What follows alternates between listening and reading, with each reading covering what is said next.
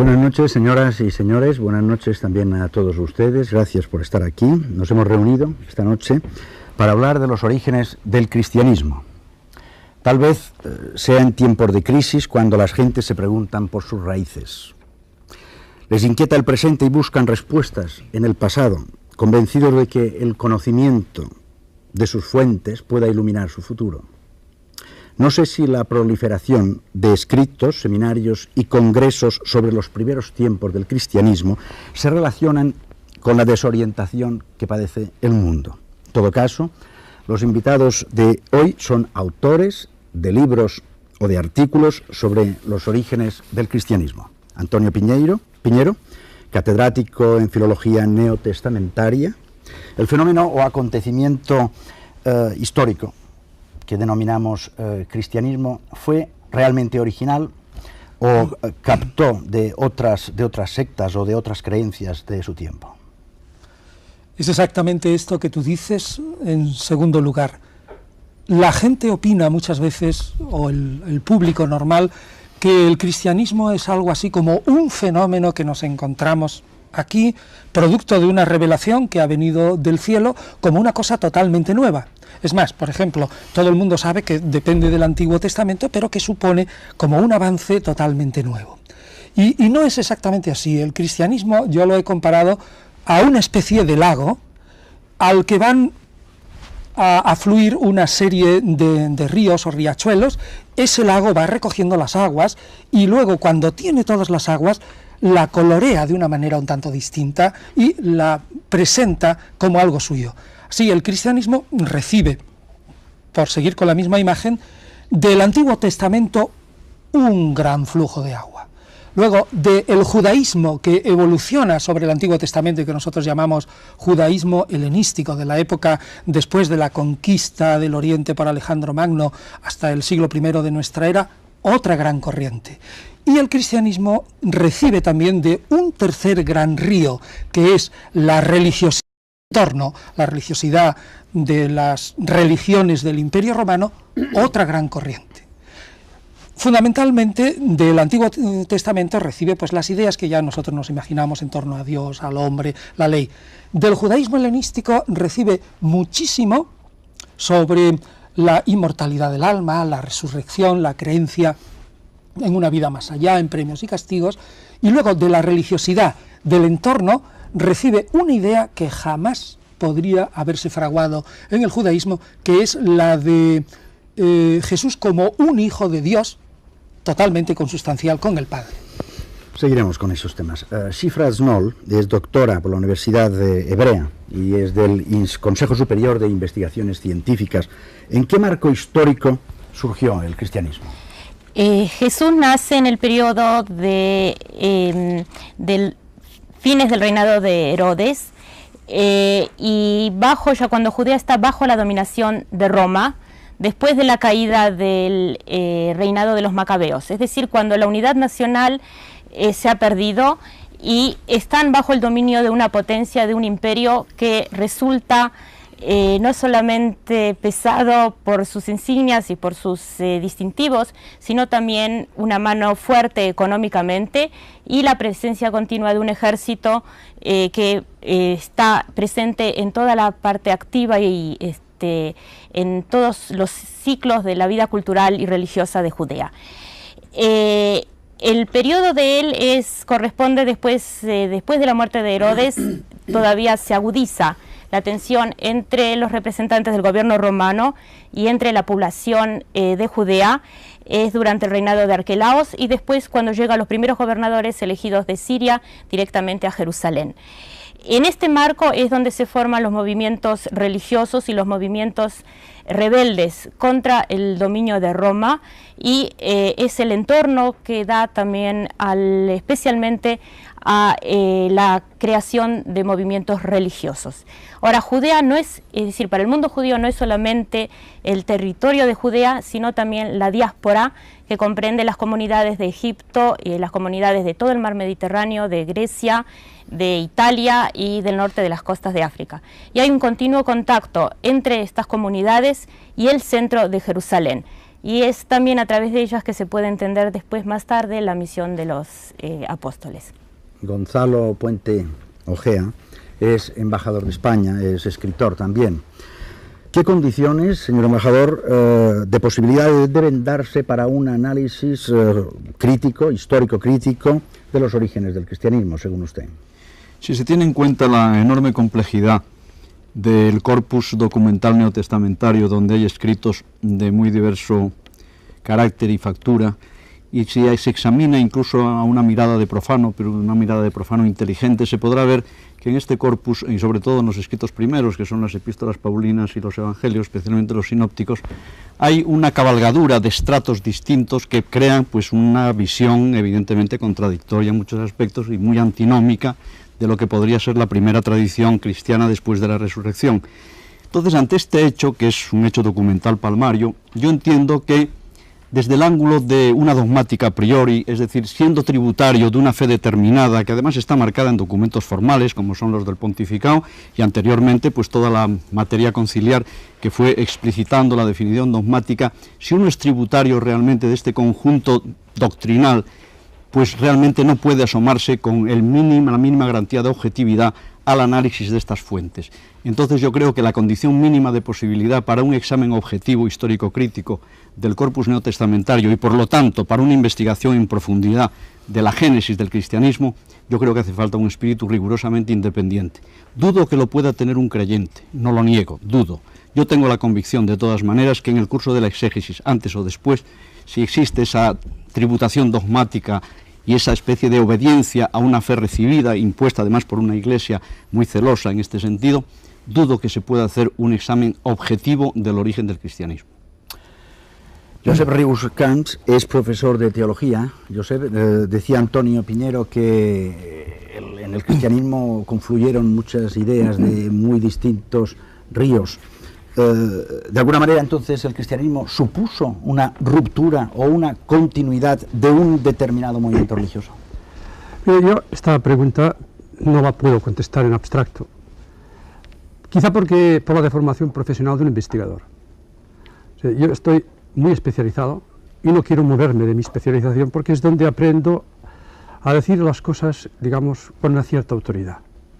Pueden ser discutidas, y de hecho lo son, pero lo que no se puede negar es que no hay argumentos y que no se haya trabajado el texto. Yo suelo trabajar sobre el texto y me he encontrado ya de buenas a primeras con unos hechos que me han hecho pensar mucho. Al estudiar la gnosis me di cuenta que la gnosis tardía había ruptura con el judaísmo. Y claro, fui indagando hasta llegar prácticamente a los escritos del Nuevo Testamento para ver dónde se había producido esto.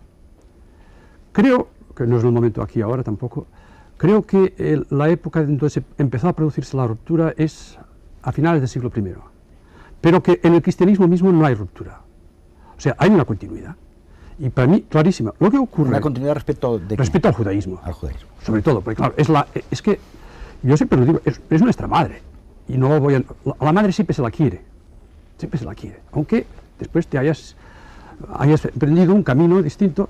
Y, digamos, yo no estaría tanto de acuerdo en esto que dices tú del creyente o no creyente, porque yo precisamente como investigador sí que suelo trabajar lo más objetivamente posible, pero hay cosas que si no se es creyente no se pueden entender. Porque, por ejemplo, la escena donde hay diríamos, la primera ruptura de Jesús, no total, es una ruptura, digamos, como gran experiencia, es la experiencia del Jordán, donde precisamente todas las sectas gnósticas irán allí recogiendo tu imagen a buscar el agua, a sacar el agua del pozo, de este punto, ¿no?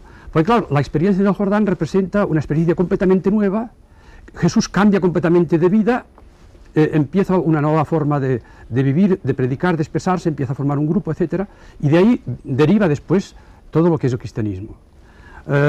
Por tanto, yo diría así, de buenas a primeras, que hay una continuidad. Lo que ocurre es que en medio de esta continuidad hay una discontinuidad creada por la gran experiencia del Espíritu que tiene Jesús en el Jordán. Y esta experiencia difícilmente se puede hablar de ella, porque no entra en los parámetros, digamos, de lo que nosotros podríamos llamar el lenguaje de la ciencia, sino que es una experiencia interior, una experiencia muy fuerte, y entonces ya para sintonizar con ella, de alguna manera tenemos también nosotros que sintonizar en el mismo nivel. Ampliemos ahora estas informaciones. El pueblo de Israel desde los orígenes se vio perseguido y dominado por caldeos y asirios. En raras ocasiones y por un corto periodo de tiempo, formaron parte del imperio persa y más tarde del macedonio. En la época del nacimiento de Jesús, reinaba en Palestina Herodes el Grande, a cuya muerte se dividió el país entre sus hijos. Arquelao reinó en Judea y Samaria. Herodes Antipas heredó Galilea y Perea, y Filipo la Traconítide. En Palestina, donde la mayoría de los habitantes tenían raíces israelitas, vivían alrededor de 1,5 millones de judíos repartidos por igual entre Judea y Galilea, estando las colonias, la diáspora, más importantes en Mesopotamia, Siria y Egipto. El mundo judío no tenía pues una unidad geográfica, pero sí, en cambio, una unidad étnica y religiosa, cuya unión se mantenía por el doble lazo de la sangre y de la fe en un solo Dios. Todos los judíos tenían su corazón puesto en Jerusalén, metrópoli religiosa y nacional. Contribuían con su ofrenda a los gastos del culto celebrado en el templo, y todos se levantaban con el mismo entusiasmo para defender los intereses espirituales y materiales de la nación cuando se veían amenazados. En Israel convivían 3 sectas: fariseos, saduceos y esenios. Los fariseos formaban la secta dominante en tiempos de Cristo. Se distinguían por su severidad en la interpretación de la ley, aunque esta interpretación fuera excesivamente material y la práctica puramente externa. Jesús en los evangelios les reprende en numerosas ocasiones por su falta de moral, su avaricia, su ostentación y su hipocresía. La secta de los saduceos constituía la aristocracia y el partido sacerdotal con claras inclinaciones políticas. En lo religioso se atenían a las prescripciones de la Torá, el Pentateuco, que a sus ojos era la única regla de la creencia y la conducta moral. Los esenios, según los describe Plinio el Viejo, son un pueblo único en el mundo entero que vive sin mujer, sin amor, sin dinero y en compañía de las palmeras. Conforme a Filón de Alejandría y a Flavio Josefo, se cree que la comunidad esenia tenía unos 4.000 miembros que vivían en ciudades y en campamentos mezclados con la gente común. Los esenios se consideraban los elegidos de Dios, el único Israel. Aunque existían diferencias entre sacerdotes y laicos, los preceptos de pureza sacerdotal fueron obligatorios para todos los miembros del grupo. Observaban estrictamente la ley de Moisés y se dedicaban a estudiar y copiar las escrituras. De entre los numerosos grupos de resistencia clandestinos que surgieron en los últimos siglos del judaísmo antes de la era cristiana, destacaron los piadosos y celotas. Nacionalistas fanáticos proclamaban la monarquía única de Dios y resistían en nombre de ella a todo poder extranjero.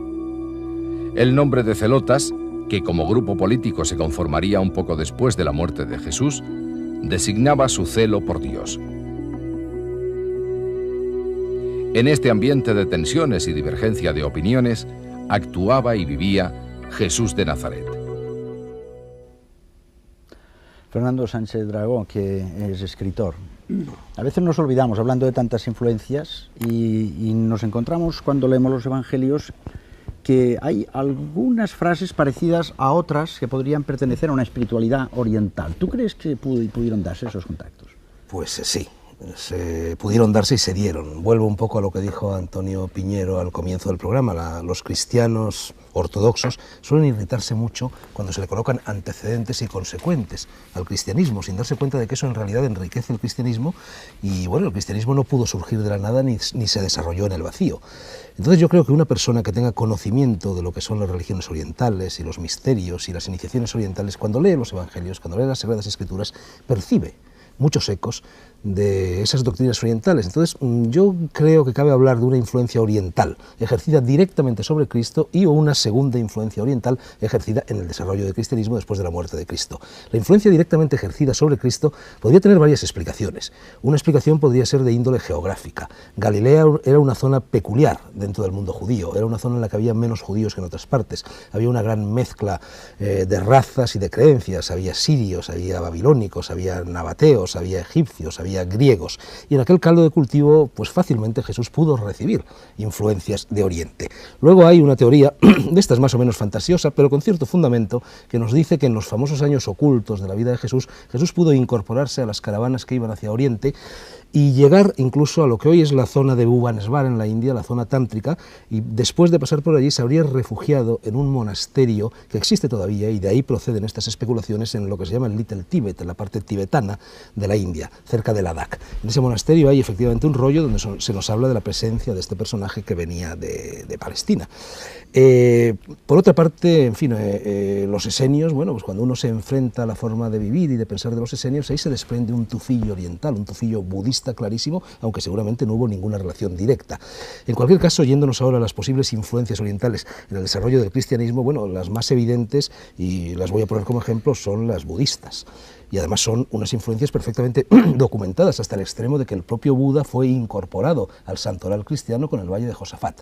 Las leyendas relativas a la vida de Buda en la tradición Pali fueron incorporadas, incrustadas en los evangelios apócrifos, y muchos de los evangelios apócrifos son anteriores a los evangelios canónicos o a los evangelios gnósticos. Hay pasajes tal cual que proceden del Lalitavistara y del Buddhakarita, de estas dos colecciones de apólogos, de parábolas, de episodios de la vida de Buda. Por otra parte, a través de unos textos medievales, de la leyenda áurea de Jacobo de Vorágine, del Speculum Historiae de Vicente de Beauvais, del Barrabi Josafat, que en España tuvo una gran difusión en la Edad Media e inspiró directamente algunas de las obras de Calderón de la Barca o de Lope de Vega o de Tirso. Bueno, en todas estas colecciones hagiográficas de Buda se incorporan al cristianismo, y de ahí surge pues el detalle un poco chusco de que los teólogos cristianos, a la hora de explicar cómo Buda, con el nombre de Josafat, podía ser un santo cristiano, pues tuvieron que inventarse teorías como la de que Buda había sido discípulo del apóstol Tomás cuando Tomás predicó en la India, sin reparar en el hecho de que el apóstol Tomás predicó en la India 7 siglos después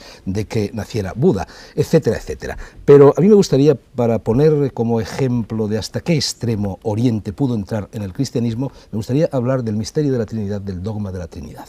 Es muy curioso ver cómo el dogma de la Trinidad se instala en la ortodoxia cristiana. La única alusión trinitaria que hay en todas las Sagradas Escrituras está en el 7º versículo del capítulo 5 de la primera epístola de San Juan. Ahí hay una frase que dice: 3 son, traducida un poco a la pata la llana, 3 son los que dan testimonio de Cristo en el cielo: el Padre, el Verbo y el Espíritu Santo. Pues bien, en 1806 se demostró taxativamente que este versículo era una adenda, una interpolación, que quizás se había practicado en el siglo IV y que incluso a lo mejor era atribuible al español prisciliano. En cualquier caso, este texto, cuya carácter apócrifo está absolutamente demostrado por él, fue a la hoguera en definitiva, nada menos que nuestro gran Miguel Servet, que fue uno de los que lo denunciaron. Bueno, este texto el Vaticano no aceptó que fuera falso, y no lo aceptó con el peregrino argumento de que nunca el Espíritu Santo hubiera tolerado la perdurabilidad de un falso concepto en la versión oficial de las Sagradas Escrituras. Y así se produjo ese episodio pues un poco negativo, creo yo, para la historia de la Iglesia, cuando en 1897 León XIII, que era un papa con ínfulas de intelectual, y el Índice prohibieron que se pusiera en tela de juicio el dogma y el misterio de la Trinidad. Y en fin, el misterio de la Trinidad es una idea perfectamente oriental, es una idea que por una parte se encuentra en la tradición gnóstica hermética de Hermes Trismegisto en Alejandría, y por otra parte es la idea de la Trimurti, Brahma, Shiva, Vishnu, etcétera, que viene de Oriente. Y así, curiosamente, y no es la única, ni la primera, ni la última vez, Roma, para evitar la herejía, lleva a Roma la herejía. José Gómez Cafarena, que es profesor de filosofía de la religión, volvemos a retroceder un poco a los primeros tiempos, según su criterio, ¿cuál fue la experiencia existencial de unos hombres que dio origen al cristianismo? Me gusta la palabra experiencia en este contexto. Creo que algo como es el cristianismo no se puede explicar sin unas experiencias muy profundas. Y creo que para responder a esa pregunta hay que aludir a 2 tipos de experiencias articuladas. Por una parte es la experiencia del recuerdo de Jesús de Nazaret, Jesús histórico, tal cual se produjo y actuó en Palestina entre el año 28-30, y por otra parte las experiencias de sus seguidores en el año 30 después de su muerte. Creo que sin ambas combinadas no sale lo que llamamos cristianismo. La experiencia de Jesús, él mismo, nos es efectivamente, como ha dicho antes Josep Rius Camps, muy inescrutable, pero algo de ello nos ha quedado a través de vestigios de los textos mismos que relatan pues, la escena del bautismo, cuando se siente llamado el Hijo. Es un hecho histórico que él invocará a Dios con el vocativo familiar, Abba, que es prácticamente papá, y era una confianza que no se hubiera rogado ningún hebreo todavía en su momento, ese vocativo. En todo caso, el recuerdo de Jesús es el que permite el que después de la muerte, que tuvo que significar para los que le seguían pues una derrota total, Jesús había predicado la llegada inminente del reinado de Dios. Nos queda un poco enigmático todo lo que él quería decir con eso. Después quizá podré decir algo más sobre ello. Pero en todo caso, aquello pareció que se hundía cuando Jesús murió crucificado por los romanos, con la complicidad y la acusación de los saduceos, fundamentalmente. Entonces, no se hunde el grupo, no desaparece, no se recluye nostálgicamente a llorar al recuerdo difunto, sino que le vemos, es decir, pulular años después, con la convicción de que Jesús vive. La expresan en el modo hebreo con su resurrección, y también reinterpretando el hecho de la muerte como un martirio. Estaba predicho en las Escrituras, acuden a textos del segundo Isaías sobre el siervo de Yahvé que redime a su pueblo con sus sufrimientos. Lo que era una figura probablemente colectiva, lo individualizan en Jesús. Quizá el mismo Jesús ya tuvo un barrunto en esa dirección, no podemos saberlo con precisión. Esta doble experiencia, la de Jesús mismo, que deja esa huella tremenda, porque de nadie, si no deja una huella así, se hubiera podido después pensar que había resucitado, que su muerte había tenido aquel valor. Jesús había impresionado a los suyos de un modo extraordinario. Y luego, pues de unas experiencias singulares posteriores, que ellos a veces anticiparon poniéndolas en labio de Jesús, pero eso comúnmente es visto hoy como vaticinio ex eventu. Pero sin duda hay algo extraordinario en la base de todo ese movimiento. Naturalmente que esto no es querer probar en modo alguno, de modo histórico, el hecho de la resurrección. Eso seguirá siendo la fe de las primeras comunidades. Pero a la pregunta sobre qué experiencias dieron origen al cristianismo, creo que hay que responder así, con esa doble experiencia articulada. Gonzalo Puente Ojea, ¿cuáles son las diferencias que usted encuentra entre esos datos históricos o este Cristo histórico del que estaba hablando, Jesús histórico del que estaba hablando ahora Gómez Cafarena, y la construcción que, entre comillas, podríamos llamar más mítica de Jesús? Sí, yo creo que hay 4 puntos que en cierto modo jalonan lo que podríamos llamar el camino del tránsito del Jesús de la historia al Jesús de la fe. Estos son, primero, la transformación de una mesianidad triunfante que en principio reproducía la esperanza popular judía, con elementos desde luego fundidos en esta visión de tipo apocalíptico, productos de la literatura tardía. Por otro lado, es el paso de esta mesianidad triunfante a una mesianidad expiatoria que realmente cambia radicalmente tanto las expectativas de esa esperanza como en definitiva la construcción de la doctrina posterior a este hecho. El ombligo, por decirlo así, de este tránsito se sitúa, y se puede leer con gran facilidad, en el Evangelio de Marcos 27-31, que Marcos probablemente escribe a la luz de la fe de la comunidad y a la luz de la fe en la resurrección. Este es el primer punto del tránsito, paso de la mesianidad triunfante a una mesianidad expiatoria absolutamente insólita, inaudita dentro del medio judío de la época. El segundo tránsito es el virtual abandono de la escatología. Toda la construcción de la primera doctrina cristiana, e incluso ya se encuentra en los primeros escritos del Nuevo Testamento, es de una manera al principio solamente apuntada o incoada y progresivamente formulada y ahondada del abandono de la escatología. Primero porque el fracaso mesiánico, en cuanto que Jesús pensaba realmente que la instauración del reino era inmediata, esto produce naturalmente una conmoción en términos escatológicos incumplidos. Y en segundo lugar, la dilación de la segunda aparición, la segunda presencia que debía venir, que era la famosa parusía, que al dilatarse sine die, pues va transformando todas las perspectivas de la explicación del nuevo mito cristiano. Por otro lado, el tercer punto es la eclosión de la doctrina sacramental. En Jesús existe el bautismo, pero el bautismo en Jesús es un signo escatológico que el bautista imparte al nazareno, pero que éste no ordena realizar a los discípulos jamás como rito iniciático, y que se transforma dentro de esta doctrina sacramental, progresivamente, pero muy deprisa, en un sacramento de salvación. En segundo lugar, existía la cena, efectivamente, que la cena en los estratos más arcaicos, sobre todo de los sinópticos, es un episodio inequívocamente escatológico que sólo después va transformándose en una conmemoración del sacrificio expiatorio de Cristo y como rito de celebración del hecho salvífico, pero remitido ya al pasado.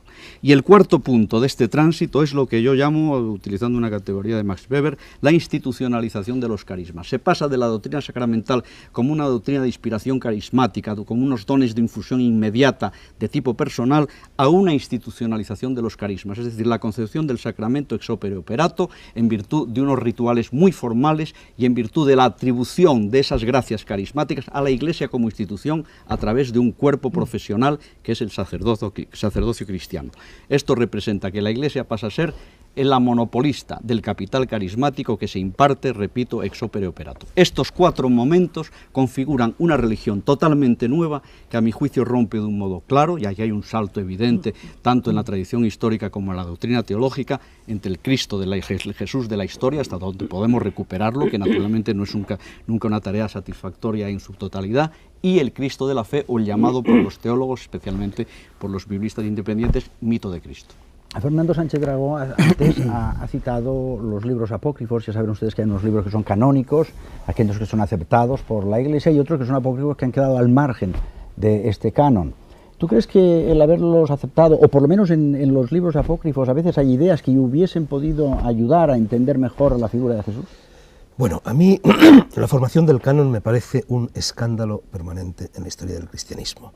Me atrevería a decir que Cristo ha sido secuestrado por el canon. Cabría decir que la Iglesia no nace de los evangelios, sino que los evangelios, el canon, nace de la Iglesia. En primer lugar, la arbitrariedad con la que en el concilio de Nicea se define el canon, bueno, ha sido objeto hasta de ese pasaje del diccionario filosófico de Voltaire, que probablemente es falso, pero Ben Trovato, en el cual dice que todos los libros, todos los evangelios que pululaban en la época se colocan encima de una mesa, se agita la mesa, y los que no se cayeron al suelo fueron los declarados canónicos. Pero en fin, por una parte, si hacemos la formación del canon no resiste el más mínimo análisis cronológico. El evangelio más antiguo es por lo menos 30 o 35 o quizá 50 años posterior a la muerte de Jesús. El evangelio más moderno, que es el de San Juan, me estoy refiriendo a los canónicos y sinópticos, es de 100 años después. ¿Qué credibilidad sobre un personaje de por sí legendario, como lo era Jesús, qué credibilidad pueden merecer estos textos? Por otra parte, estos textos fueron infinitamente manipulados, infinitamente interpolados. Se hicieron toda clase de chiribitas y de juegos de manos con las traducciones. Hay que tener en cuenta que los primeros años de la historia del cristianismo, los primeros siglos, y concretamente el siglo IV, que es el siglo de Nicea,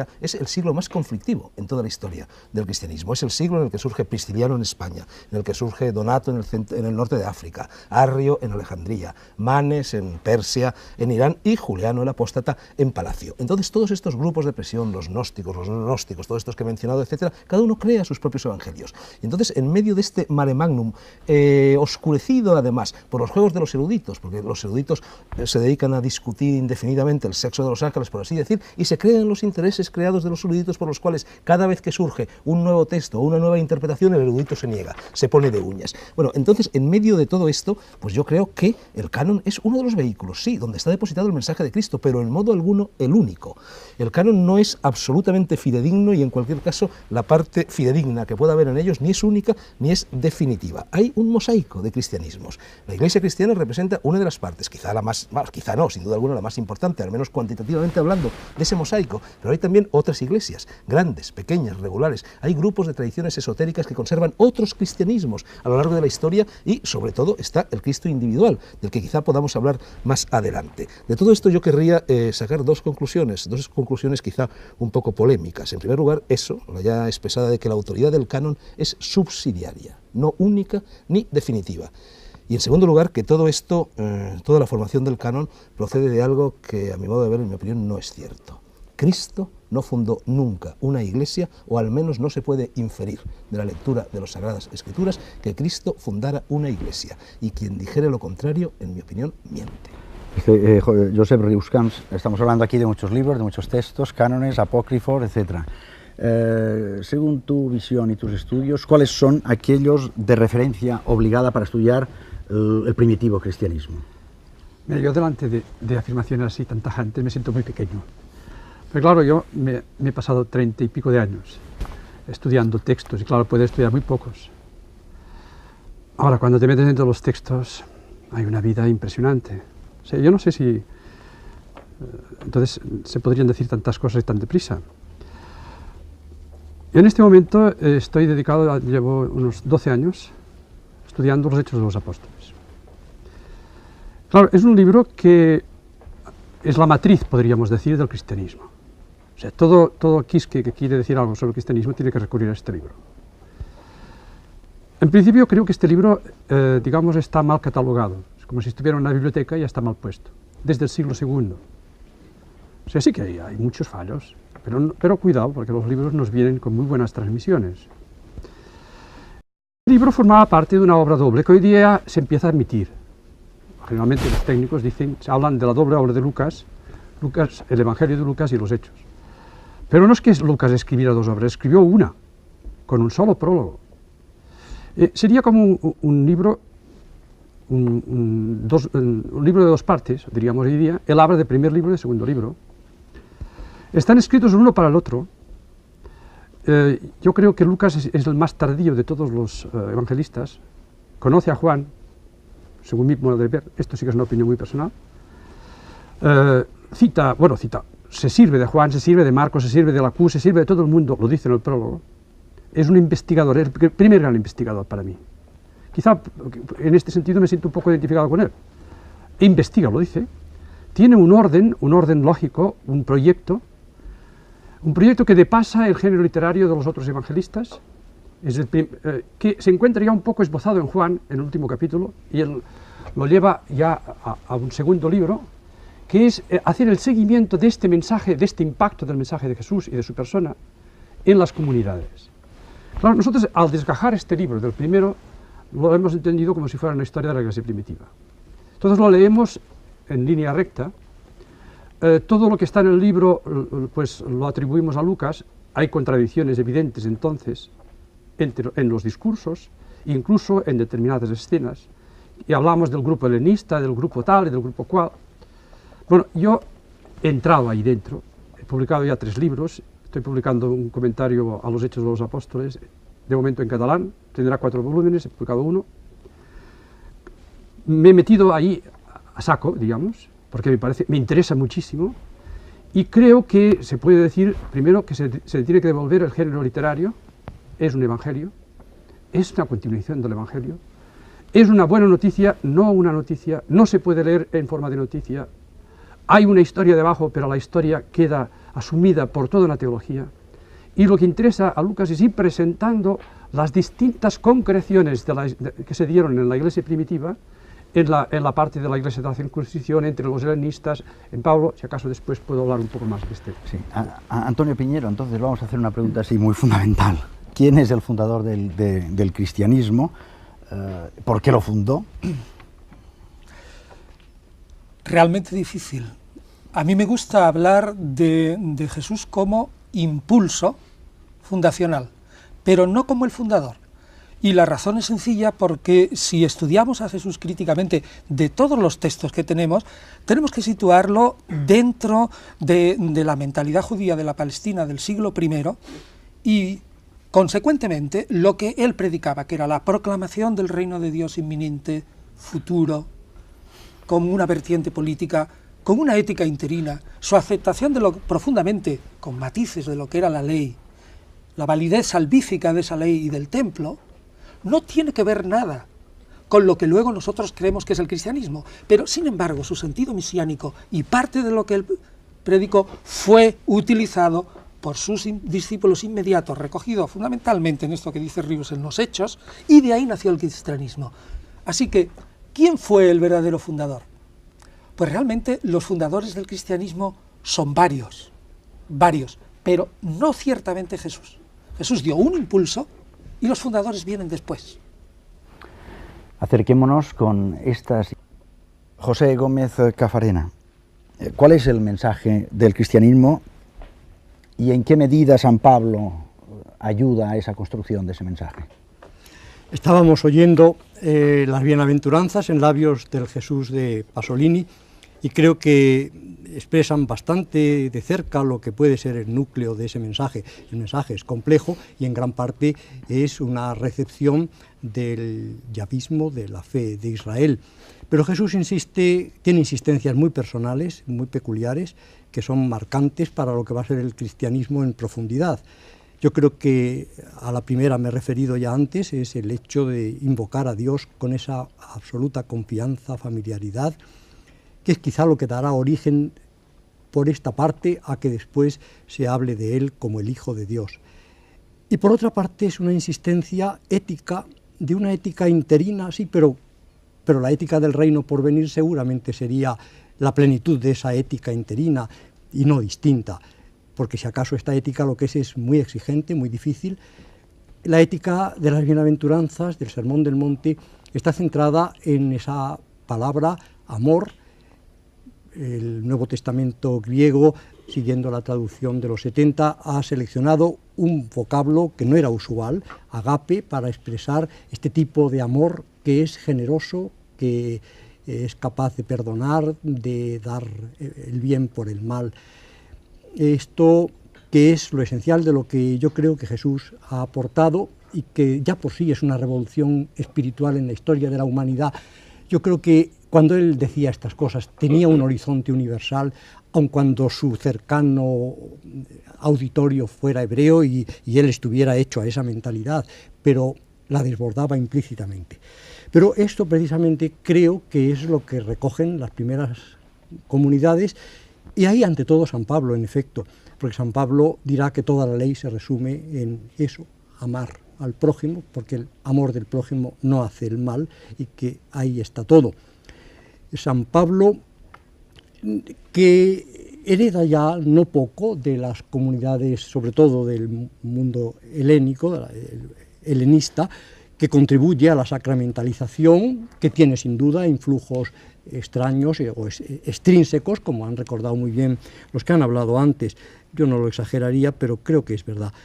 Bueno, San Pablo es decisivo y lo que cabe dudar es en qué medida el Jesús, el Cristo presentado por San Pablo, se adapta al Jesús histórico del cual tenemos noticias por los sinópticos. Hay ruptura, hay continuidad. Esta disputa de la ruptura y la continuidad siempre sabemos que puede ser más y menos según se acentúe lo uno o lo otro. Yo pensaría que hay una fundamental continuidad y al mismo tiempo pues una ruptura, sobre todo en el sentido doble, por una parte de encontrar en Jesús el Señor. La invocación realmente es un germen de lo que después será los dogmas relativos a la divinidad de Jesús. Esa invocación es ciertamente helenística, yo creo que es prepaulina, pero ciertamente Pablo la desarrolla ya de alguna manera que orienta la teología posterior. Y por otra parte, el ver a Jesús como Salvador, no solo ya como el mártir, sino también como el Redentor, no en el sentido de las explicaciones que luego se han hecho usuales y son tan deplorables a veces de en qué consiste la redención. Jesús muere como una víctima propiciatoria porque el Padre pide venganza. Él había predicado lo contrario y yo creo que San Pablo, por ilasterium, entiende una cosa de purificación y no de expiación en el sentido que a nosotros nos suena. Pero en fin, ciertamente ahí hay una innovación. Joseph Riusgams, se está hablando aquí ya de Pablo, Pedro, Lucas justamente en los Hechos habla de ellos dos. ¿Tú qué crees? ¿Que él lo que intenta es justamente armonizar a Pedro con Pablo o señalar las diferencias? No sé, yo creo que ninguna de las dos, sino que además no están Pedro y Pablo solo, somos reduccionistas. El libro de los Hechos es muy complejo. Si acaso pongamos tres movimientos. El capitaneado o representado por Pedro, que sería el grupo apostólico, el grupo hebreo. Pablo representaría antes de la conversión al grupo fariseo.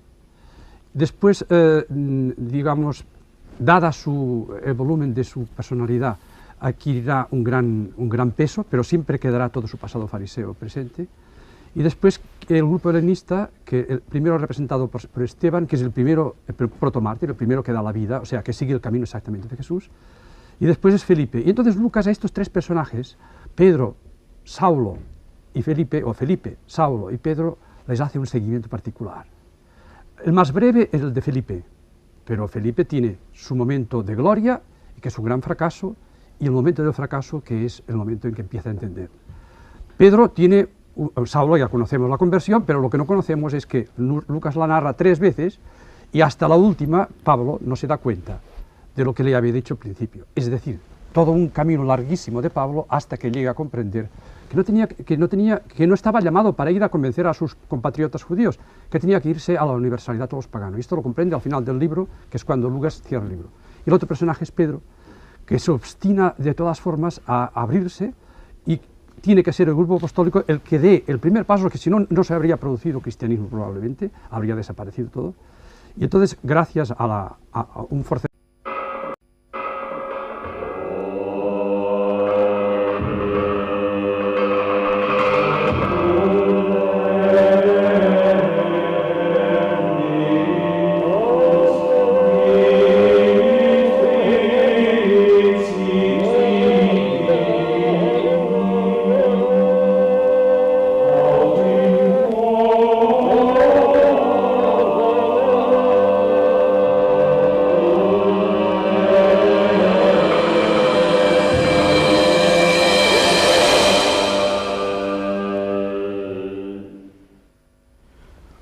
Buenas noches, señoras y señores, buenas noches también a todos ustedes, gracias por estar aquí. Nos hemos reunido esta noche para hablar de los orígenes del cristianismo.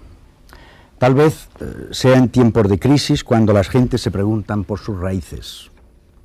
Les inquieta el presente y buscan respuestas en el pasado, convencidos de que el conocimiento de sus fuentes pueda iluminar su futuro.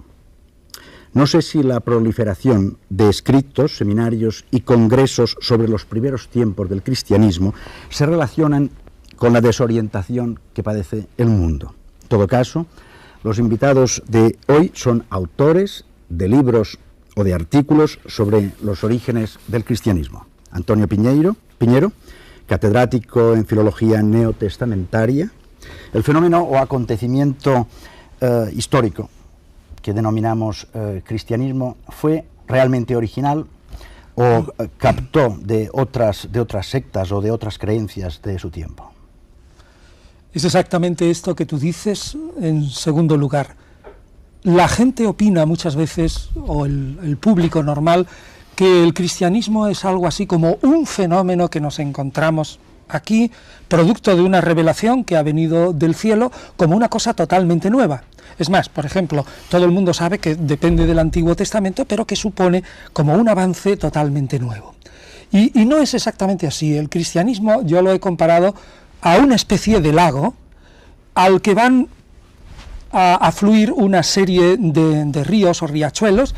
Ese lago va recogiendo las aguas y luego, cuando tiene todas las aguas, la colorea de una manera un tanto distinta y la presenta como algo suyo. Sí, el cristianismo recibe, por seguir con la misma imagen, del Antiguo Testamento un gran flujo de agua. Luego, del judaísmo que evoluciona sobre el Antiguo Testamento y que nosotros llamamos judaísmo helenístico, de la época después de la conquista del Oriente por Alejandro Magno hasta el siglo I de nuestra era, otra gran corriente. Y el cristianismo recibe también de un tercer gran río, que es la religiosidad, la religiosidad de las religiones del Imperio Romano, otra gran corriente. Fundamentalmente del Antiguo Testamento recibe pues las ideas que ya nosotros nos imaginamos en torno a Dios, al hombre, la ley. Del judaísmo helenístico recibe muchísimo sobre la inmortalidad del alma, la resurrección, la creencia en una vida más allá, en premios y castigos, y luego de la religiosidad del entorno recibe una idea que jamás podría haberse fraguado en el judaísmo, que es la de Jesús como un hijo de Dios, totalmente consustancial con el Padre. Seguiremos con esos temas. Shifra Snoll es doctora por la Universidad Hebrea y es del Consejo Superior de Investigaciones Científicas. ¿En qué marco histórico surgió el cristianismo? Jesús nace en el periodo del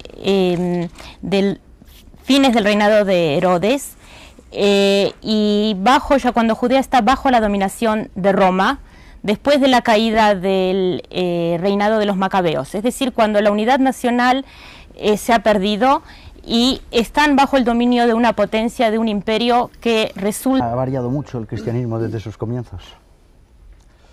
Ha variado muchísimo, muchísimo, muchísimo, porque el primer cristianismo del que tenemos noticia por los Hechos de los Apóstoles, si es que le podemos llamar estrictamente así, o judeocristianismo, era puramente judío todavía.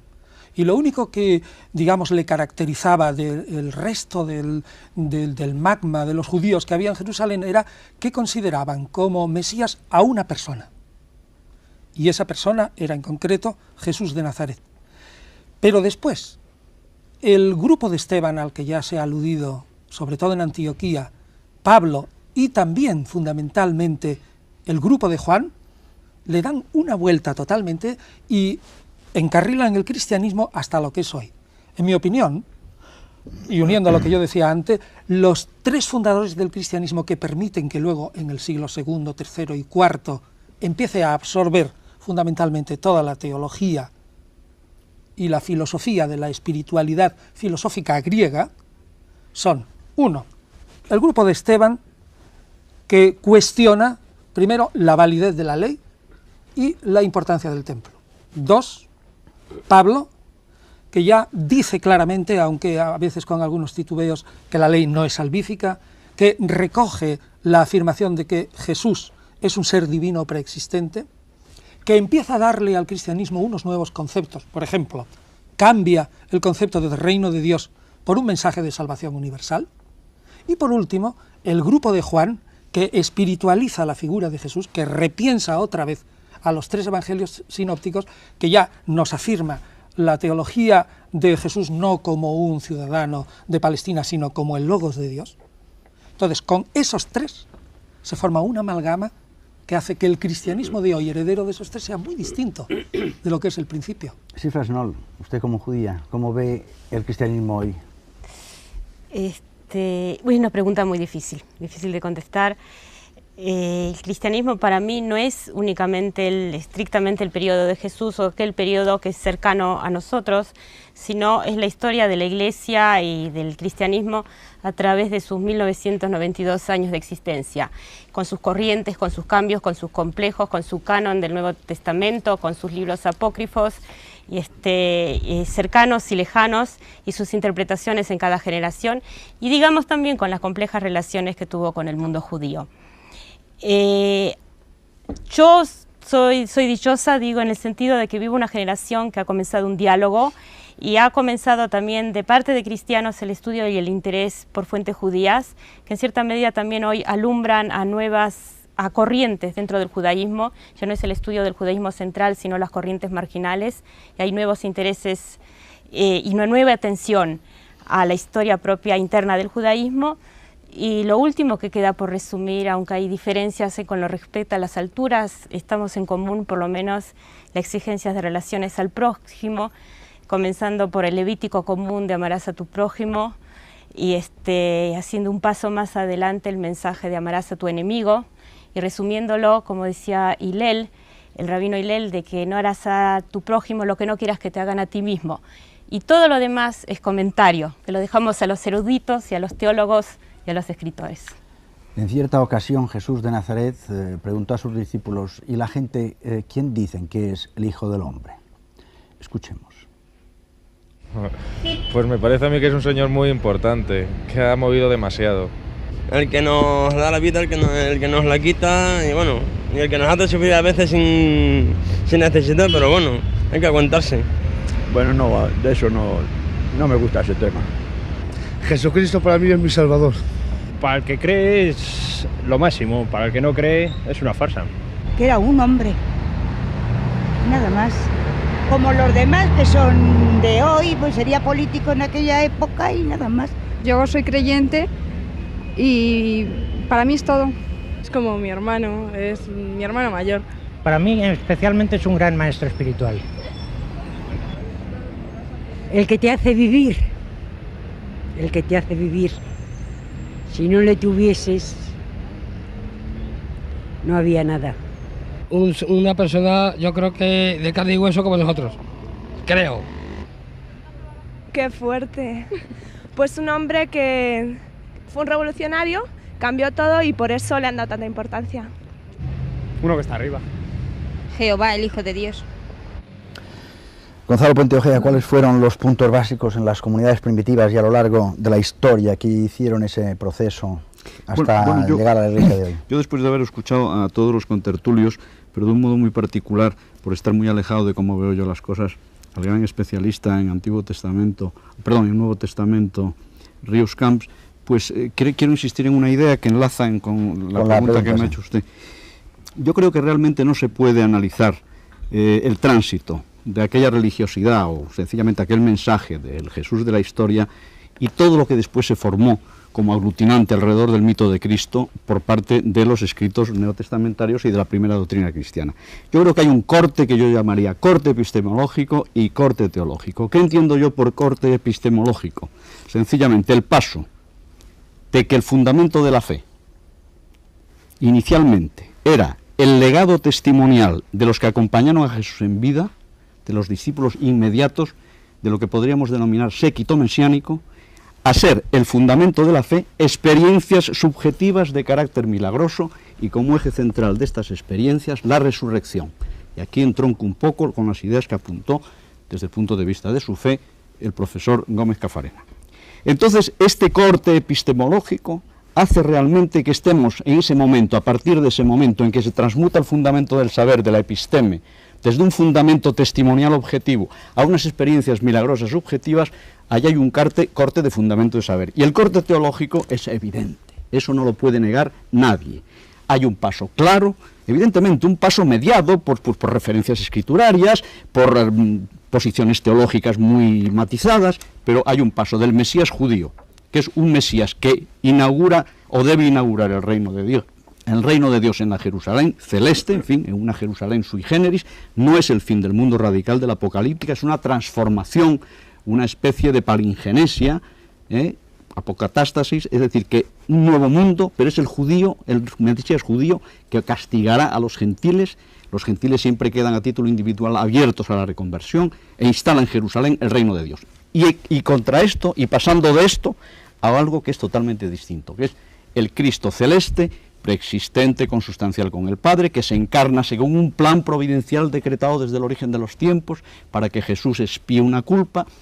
El hilasterium se puede interpretar de muchas maneras, pero la expiación realmente es el concepto pendular de todo esto, para inaugurar lo que se llama el mito de Cristo. Por lo tanto, corte epistemológico, corte teológico. Si realmente se difumina y se prescinde de estas dos grandes coordenadas, yo creo que navegamos en el vacío.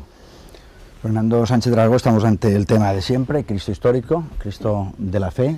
Yo diría que hay por lo menos 4 Cristos colectivos e infinitos Cristos individuales. Los 4 Cristos colectivos serían, en primer lugar, el Cristo arquetípico, precristiano, por así decir, inscrito en la psique de todo ser humano y que tiene mucho que ver con esa frase de Tertuliano que decía ánima naturaliter cristiana, el alma es naturalmente cristiana, o con esa frase que Jung, no sé si también de Tertuliano, tenía colocado en el porche de su casa que decía vocatus ad que non vocatus Deus aderit, invocado o no, Dios se manifiesta. manifiesta. El segundo Cristo sería el Cristo histórico, muy difícil de rastrear, como ya ha señalado Puente Ojea. El tercer Cristo sería el Cristo de la Iglesia. Y el cuarto Cristo sería el Cristo de los cristianismos no ortodoxos. Pero sobre todo hay el Cristo de cada persona, el Cristo interior. Para mí, cristiano es toda persona que ama a Cristo, que cree en Cristo y que se adhiere personalmente a su mensaje. Y en esa adhesión personal se produce una iluminación casi milagrosa, diría yo. Y bueno, en definitiva, mira, yo cuando he venido a este programa, antes he estado hablando con mi madre, le he dicho que venía a hablar en este programa, en un programa sobre los orígenes del cristianismo, y me ha dicho: desengáñate, hijo mío, Cristo es belleza y amor. Las madres suelen tener casi siempre razón. ¿Se puede ser cristiano y crítico a la vez? Ser cristiano honradamente, con honradez intelectual, cuando uno vive una cultura crítica y no quiere renegarla, cuesta. Y pienso que por ello pues no hay que extrañarse que haya menos hoy. Sin embargo, yo pienso que sí que es posible, y además es posible sin hacer lo que alguien llamó el sacrificium intellectus, es decir, una negación de la razón, creo, porque es absurdo, que dijo en un contexto Tertuliano. Yo creo que se puede creer y con espíritu crítico. Pensaría que entonces es porque uno,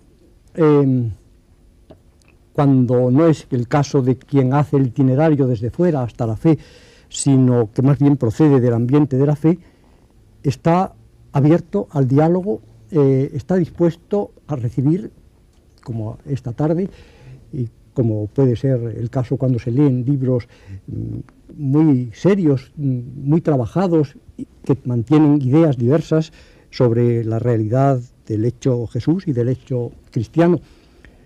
Cuando está uno dispuesto a leerlo y dejarse cuestionar, cuando uno es crítico con la propia fe, sin embargo, a veces puede sentir que la puede mantener. Yo creo que entonces es porque uno tiene dentro como un barrunto de que aquello es verdad. Los barruntos se estructuran después, son los temples que, según Dilthey, formaban visiones del mundo, y eso da origen a las filosofías. Y yo pienso que no hay nadie que no tenga algo de eso dentro, creyente oficial o no creyente oficial, todo el mundo tiene de algún modo su fe. Entonces, la coherencia de eso que uno lleva como inscrito y que uno puede expresarse en alguna manera de reflexión filosófica con los hechos históricos investigados con toda la seriedad de que uno es capaz, y resistiendo el embate de la crítica a las posiciones que uno pensaba sólidas y quizá tiene que cambiar. Bueno, yo creo que en ese debate se juega esta posibilidad que creo muy auténtica, y desde luego conozco muchos que lo tienen y me merecen mi gran admiración. Yo aspiro a tenerlo. Y terminemos pues con una pregunta. ¿Quién es para usted Jesús? ¿El llamado Cristo? Buenas noches y hasta la próxima semana en La Tabla Redonda.